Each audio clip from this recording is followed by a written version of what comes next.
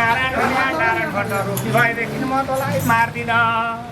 यदि नारायण भनिरहन्छस् भने म तँलाई अहिले मार्छु भन्दा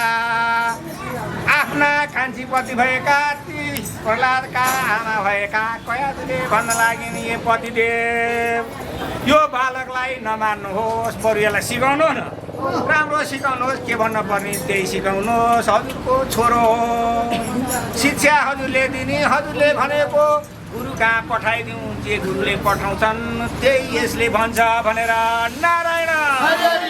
हरि बिन्ती गर्नु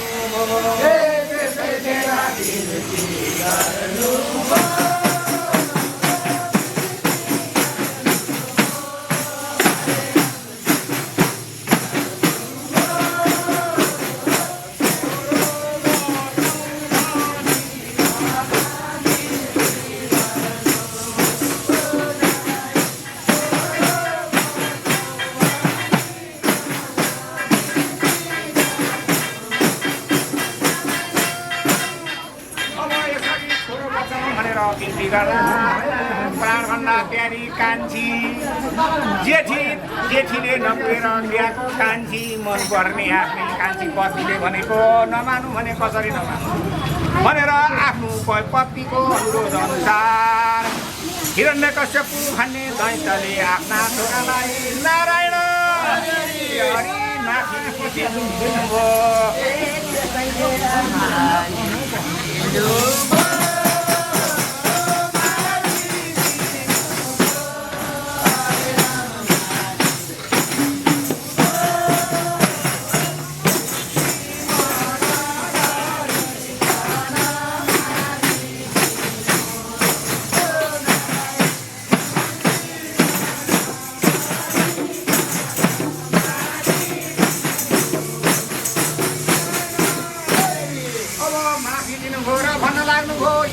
राज्य बोल्दो रहेछ नारायण भन्दो रहेछ अब यसलाई राम्रो शिक्षा दिन पर्यो भनेर कुनै शुक्राचार्यका दुईटा छोराको आश्रममा लैजाऊ भनेर नारायण हरि पठाइदिनु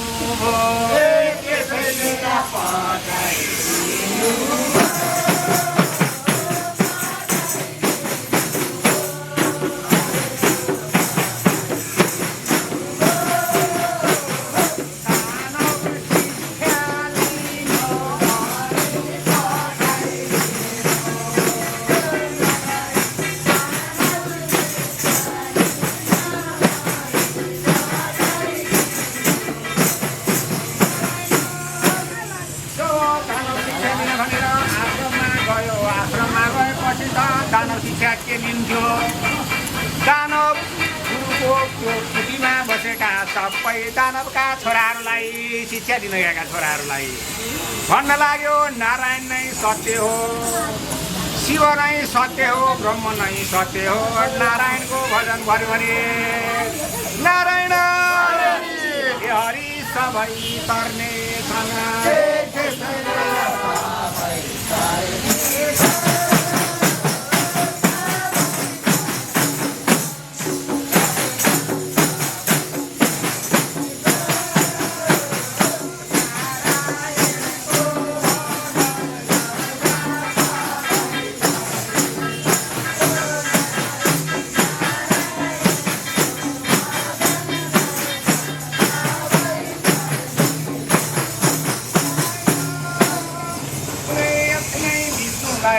वैकुण्ठ बस्ने विष्णु उनका पत्नी लक्ष्मी उनकै भजन गाउँ उनकै कीर्तन गरौँ त्यो नै सबभन्दा ठुलो शिक्षा हो भनेर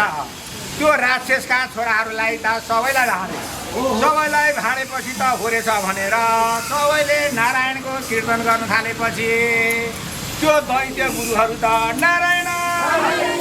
हरि सबै डराए